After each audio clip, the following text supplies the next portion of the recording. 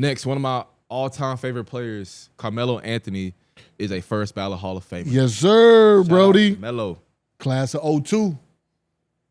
Hey, man. Shout out to Melo, man. A lot of buckets. Lot of buckets. Hey, wouldn't have got there without Ray. Yeah. Yeah. Having a point disciple with him, you know what I'm saying? Come on, man. Oh, man, young Melo was so fun to watch. Cause that's around the time I first started watching basketball. He was scoring champ when I was in New York with him. Come on, man.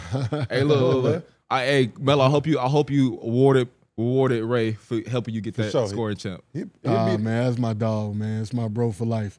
Me and him been going at it since high school, man. We've been going at it since high school. That's my dog. Have you played with a scorer like that before? Never.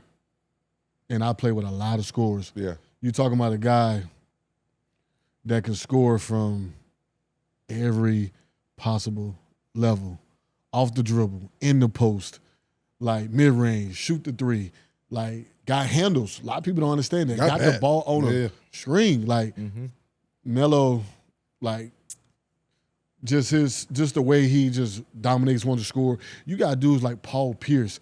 Like even I bet you TA will tell you, man, when you play against Melo, he's physical. Yeah, you're gonna hurt after the game. He ain't one of them dudes that shine away from contact. No. He coming to you, like, and that's what I loved about him. Where his scoring, it wasn't always finesse, but he also can get you with that too. He had a jab step, he had a spin, a real quick spin off the dribble.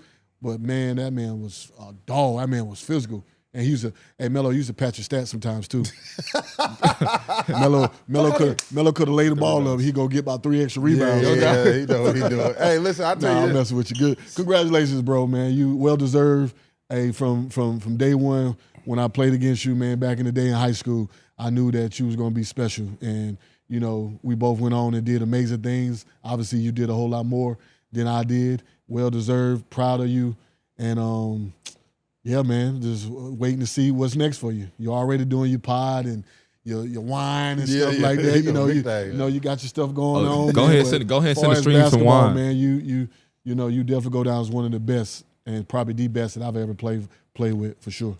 What is we had a Stanley Johnson told us he played Melo, and he said, "Bro, after the game, never been so sore in my life." So it was just physical. And Stanley Johnson. Stanley Johnson is not a small dude, bro. He was just like, he just physical and everything. He want that contact, that bump. And easily one of the best scorers that ever played a game, bro. All 3 levels, get to that cup. Had bounce too. Could dunk on your head. And just what he did for the game, especially USA basketball. And he definitely one of those guys that unfortunately never win a ring. You always wish he could have got there and had a chance. But listen, he had a great career and did a lot for the game. Well deserved. So we had a good question. Which was the best Melo? Like the best version? You got Nuggets. You might be a little biased. You got Nuggets, Knicks Melo, Team USA Melo. Which one are you thinking? I got Knicks. I'm gonna say Knicks. They had that boy.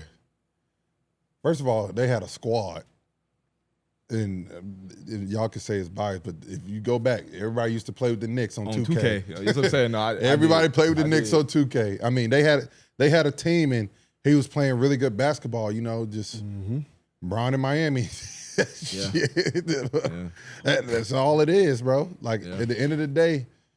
Greatness, but I think Melo played his best basketball in New York. In New York, yeah, that was home. I mean, for me, first of all, before we do that, go subscribe to the Baja channel, like and subscribe. We will be moving there soon, so make sure y'all tap in. Appreciate y'all vibing with us. But for me, it will have to be the Knicks Melo because that's the Melo I grew up on. Like I started watching basketball when he was still with the Nuggets, and I saw some great playoff series that he had. But as far as like well-polished game, all 3 levels scoring, making his team better as well. Like I think that's the time when Melo started actually making his team better as well, giving everyone confidence. It has to be Knicks Melo. I agree. You know what Ray gonna say. I agree. Yeah. You know, and he the reason for that. Part of the reason for that. And then on top of that, you know, when he was in Denver, you know, Melo was young. He was bona fide, and he was out there with a really good team with Chauncey and them guys, Keem Martin, Marcus Camby, you know, he had a squad out there too. You know what I'm saying? He played with Andre Miller at one point, another great point guard that I love. But when he came to New York, you know, and I got traded to Denver, and then I came back to New York, and that team we had with, you know, me, him, J Kidd, JR, Shump, Amari, Tyson. I mean, that team, man. Marcus Camby, Kurt Thomas, you know, Kmart came in later on. Like, that team right there, Steve Novak. Real shooter. Different. I mean, I'm just saying, bro. That team, That was a and mob. Yeah. he was our star.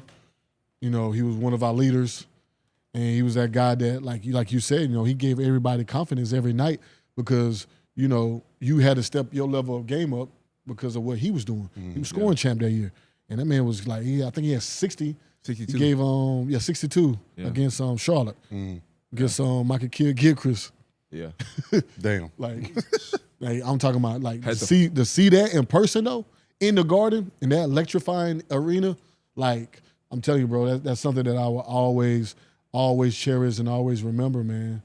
And him coming back to the Mecca, just brought life back to New York City. It did. You know what I'm saying? Like, it was. You can say what you want to say, man. That times and them times when we was there, it was fun in New York. It was like God. New York fans really appreciate that time. That's why when I go back to New York now, you know, I still get love because a lot of people they appreciate it because we brought that playoff atmosphere. We brought that fire back to New York. You know what I'm saying? Like those guys, like Jalen Brunson, those guys, they keeping it up now and they're keeping that thing going. But you know, we brought that fire back to New York. As far as like new age, for sure. Like I said, when I'm a diehard Mavericks fan, but when I wasn't watching the Mavericks, I was rooting for the Knicks. You know what I'm saying? Like Melo and D Rose, like probably my two favorite players that weren't on my team. That's why I said when he shot that shot against the Bulls, I was conflicted. I'm like, shit. Yeah. It's like, at least it was Melo. There ain't nothing like a playoff game in New York City. Ooh-wee. Nothing like it.